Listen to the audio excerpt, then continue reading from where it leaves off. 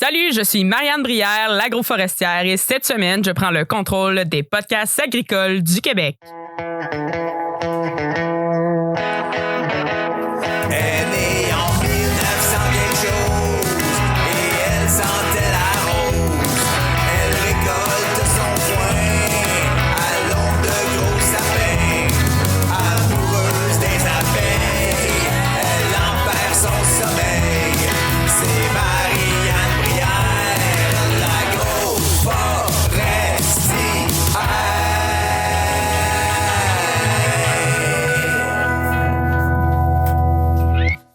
Salut à tous et à toutes. C'est avec plaisir que je prends le micro pour la première fois pour enregistrer un épisode solo pour les podcasts agricoles du Québec. Je dis bien en solo parce que j'ai déjà fait 2 épisodes en compagnie de Christian, qui est votre animateur régulier. Donc, j'ai fait l'épisode du 10 mai où je parlais de ma production de miel forestier, entre autres. Puis, j'ai aussi fait l'épisode du 2 août, qui est le dernier de la saison 1, qui était en fait pour annoncer que j'allais devenir une collaboratrice des podcasts agricoles du Québec. Si t'as pas encore écouté l'épisode du 10 mai de la saison 1, eh bien, je vais t'inviter à aller l'écouter quand tu vas avoir fini celui-ci pour me connaître un peu plus. Mais pour le moment, reste avec moi parce que, tu sais, tant qu'à y être déjà. Si jamais tu as déjà écouté l'épisode du 10 mai, ben je m'excuse, je vais quand même prendre le temps de me présenter à nouveau pour ceux qui me connaissent pas encore. On va faire short and sweet. Tu vas voir, ce sera pas trop long. Ensuite, je vais te parler dans un autre segment de ma nouvelle idole, puis je vais te présenter un segment d'émission que je suis certaine que tu vas apprécier. Donc, qui suis-je? Que fais-je? Où vais-je? Eh bien, je m'appelle Marianne, je suis l'agroforestière. J'ai 27 ans et vu que je suis pas dans une audition d'occupation double, ben ma description, ça va s'arrêter là. Vous irez me suivre sur Instagram ou sur Facebook pour savoir de quoi j'ai l'air. Comment ça se fait que je me retrouve derrière un micro pour parler d'agriculture? Eh bien, il ne me reste que 6 petits cours d'université ainsi que mon examen à faire à l'Ordre des agronomes du Québec pour porter enfin le titre d'agronome. Bon. Moi, je veux pas être agronome, en fait, je veux être entrepreneur agricole, mais j'ai décidé de faire ces études-là pour me donner un petit peu plus d'outils pour pouvoir bâtir mon entreprise agroforestière avec mon père. J'avais déjà un peu d'expérience en agriculture, vu que j'ai fait mes stages de technique en santé animale en production porcine, mais par contre, je trouvais qu'il me manquait des petits bouts pour me sentir solide. Oui, 27 ans, je te l'accorde, ça peut paraître tard pour finir un bac, mais j'ai quand même fait quelques trucs avant de me découvrir une passion pour l'agriculture. En ce moment, dans mon entreprise, je produis du miel forestier. Oui, mes ruches sont en forêt et oui, mes abeilles ont plein de choses à manger, contrairement à la pensée populaire. Je produis aussi des shiitakes sur billes de bois en plein air. J'ai pas besoin de laboratoire, contrairement à d'autres productions de champignons. Puis là, si tu dis arc des champignons, c'est parce que dans ta vie, tu as sûrement juste goûté aux champignons de Paris et des champignons blancs. Ceux-là, je te l'accorde, sont vraiment pas bons. Puis la différence entre mes champignons et les champignons blancs, c'est un peu la différence entre du sirop de poteau et du vrai sirop. On s'entend que ça ne goûte pas la même affaire. Bref, assez parlé de moi. Aujourd'hui, je vais te parler de ma nouvelle idole, puis en même temps, je vais te faire une suggestion de film. Et non, ce n'est pas le film Cowspiracy que je vais te proposer. Voici donc le prochain segment.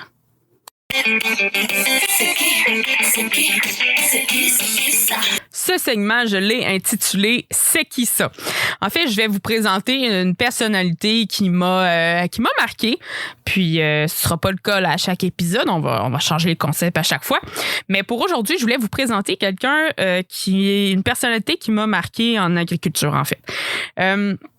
Cet été, j'ai fait mon stage professionnel en agronomie dans une entreprise de production porcine. Puis j'ai pu visiter l'abattoir de cette entreprise-là. Puis j'ai vraiment été surprise de la manière dont tout ça a été designé. C'était vraiment impressionnant de voir le processus d'abattage. Puis c'était vraiment plus axé sur le bien-être animal que je croyais. Évidemment, ça reste qu'on tue des animaux, mais selon moi, quand c'est bien fait puis que c'est fait dans le respect, ça a quand même une raison d'être puisque c'est quand même pour produire de la nourriture. Étant donné que j'ai fait une technique en santé animale, on s'entend que le bien-être animal, c'est quelque chose d'important pour moi. Quand j'étais à l'abattoir, la fille avec qui je travaillais m'a mentionné le nom d'une dame qui s'appelle Temple Grandin, qui était venue visiter l'abattoir dans lequel j'étais, puis que selon elle, c'était vraiment une bonne installation en fait. Ça se peut qu'à ce moment-ci, tu te dis, c'est qui ça, Temple Grandin? Eh bien, c'est la nouvelle idole dont je voulais te parler aujourd'hui. Temple Grandin, c'est une professeure en sciences animales à l'Université du Colorado, puis elle se spécialise dans le comportement animal, puis elle utilise ses connaissances pour faire le design de bâtiments d'élevage et d'abattoirs.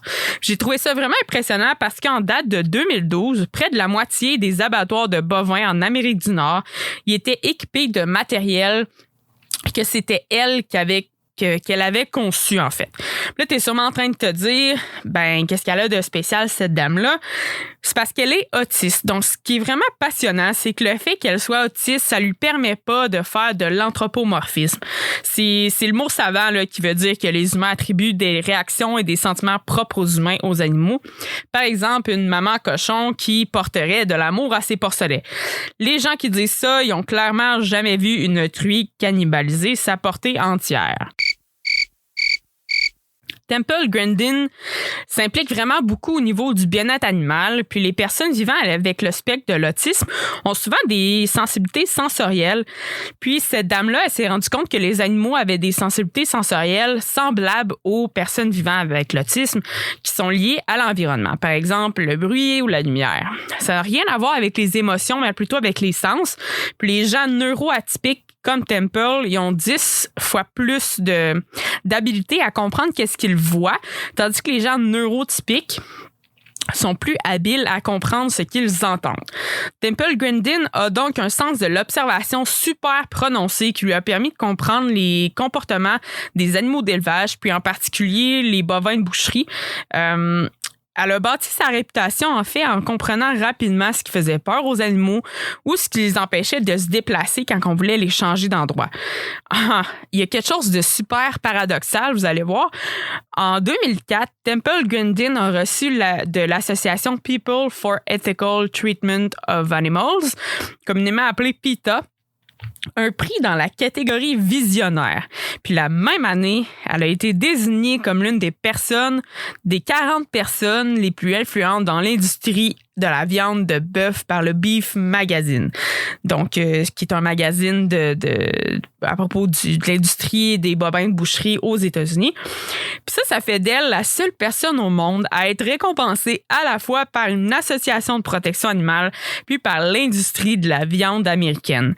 Temple Grandin, c'est aussi une des personnes vivant avec l'autisme considérée comme une des plus célèbres au monde.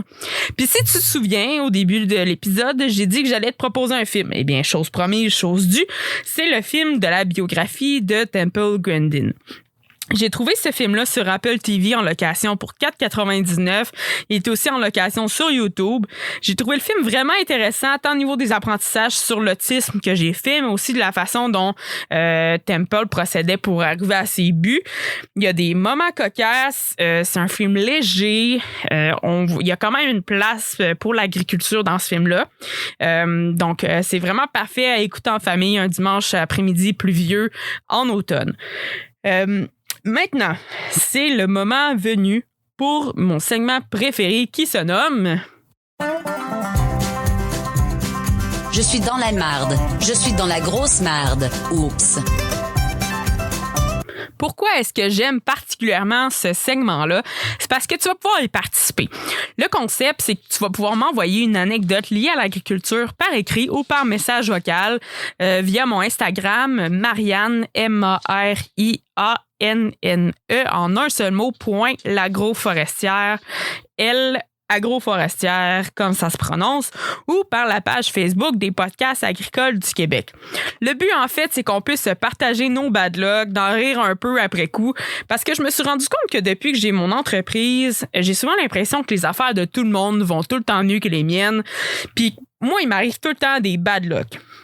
Puis en fait, je me suis dit que j'étais sûrement pas la seule à penser ça. Fait que je me suis dit qu'on pourrait se partager nos anecdotes de gaffes, tout ça. Parce que j'ai eu l'idée, en fait, parce qu'il y a plusieurs podcasts que les gens ils envoient leur anecdote de date, de mauvaise date. Puis, ben nous, ça va être des anecdotes agricoles. Je vais compiler les histoires, puis à chaque fois que je vais faire un épisode, je vais raconter une anecdote. Puis, ça se pourrait que je romance un petit peu l'histoire là, pour le bien de l'auditoire. Puis, ben aujourd'hui, je vais te raconter une de mes gaffes. Donc, je travaillais dans une chèvrerie, en fait, puis... moi, j'avais jamais à ce moment-là conduit de tracteur. Donc, c'était il y a 3 ans. J'ai appris à conduire des tracteurs sur cette ferme-là dans le cadre d'un stage en production pour mon bac en agronomie. Donc, j'avais pas tant d'expérience, mettre des pelles sur les tracteurs, les enlever, mettre les fourches, etc. Donc, vous allez comprendre pourquoi est-ce que c'est pertinent. Donc, ce que j'avais à faire, en fait, il y avait du vieux foin tout pourri qu'il fallait que je sorte de l'étable puis que j'aille domper dans la fosse à fumier. Donc, je mets la pelle, tout ça. Les gens pour qui je travaillais avaient bien pris le temps de me montrer. Donc, je réussis à me débrouiller. Ça va super bien. Je mets la pelle. Je remplis tout ça de fumier pourri.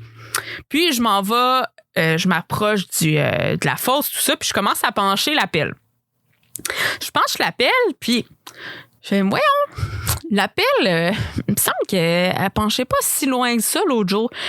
Puis, pendant que je me dis ça, un des 2 crochets de la pelle décroche. Puis là, c'est à ce moment-là que je me dis « Ah, je suis dans la merde. Je suis dans la grosse merde. » Donc là, moi, j'avais de l'expérience, par exemple, de conduite de chariot élévateur. Puis, ça m'était déjà arrivé un genre de truc comme ça, là, une situation...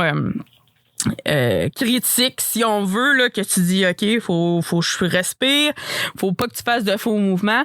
Parce que l'affaire, c'est que ce tracteur-là était neuf d'une semaine avec la pelle. Puis là, la pelle pendouille carrément au-dessus de la fosse à fumier. Faut pas que je l'échappe, là, on s'entend, parce qu'aller récupérer ça, ça doit être assez cauchemardesque. Fait que là, je prends un grand respire. J'accroche un chapelet, je pense que j'ai dit 2-3 mots d'église. Puis là, j'ai commencé à reculer doucement, tout ça. Puis j'ai réussi à me démerder. Mais je sais pas comment j'aurais expliqué à mes patrons le fait que j'aurais échappé leur pelle neuve de même pas une semaine dans fosse à fumier. J'ai aucune idée comment j'aurais expliqué ça. C'est le genre de gaffe, en fait, que je veux savoir. Est-ce que ça vous est déjà arrivé, un truc de même? Est-ce qu'il y a déjà quelqu'un qui en aurait échappé une pelle dans le fosse à fumier? Parce que c'est ça. Puis je suis sûre que je suis pas la seule personne à qui ça arrive, ce genre de truc-là. Puis j'en ai plein d'anecdotes comme ça. Je vais aussi vous en raconter tout au long de la saison, mais je veux entendre vos histoires. Ça n'a pas besoin là, de nous faire exploser de rire. Je veux juste savoir vos bad luck, comment vous en êtes sortis. Je suis sûre qu'en partageant nos histoires, on va tous se sentir un petit peu moins seuls de notre côté. Donc, c'est déjà tout pour ce premier épisode solo sur les podcasts agricoles du Québec. N'hésitez pas à me contacter pour me donner ton avis sur l'épisode, puis surtout, partage le podcast à la communauté agricole parce que plus on est de fous, plus on rit. Puis, j'étais censée au départ faire un épisode par mois, mais j'ai vraiment eu beaucoup de plaisir à préparer cet épisode-là. Donc, je me suis dit que j'allais en faire possiblement 2. Mes épisodes vont sortir la 2e et la 4e semaine de chaque mois. J'ai vraiment hâte de vous retrouver dans un prochain épisode. Puis, dans l'épisode dans 2 semaines, je vais vous parler d'un personnage de Mario Bros. Puis là, tu te dis, ben là, c'est quoi le rapport? Ben, il va falloir être là pour le savoir. Donc, j'ai déjà hâte de te retrouver dans 2 semaines. Et cet épisode était animé par...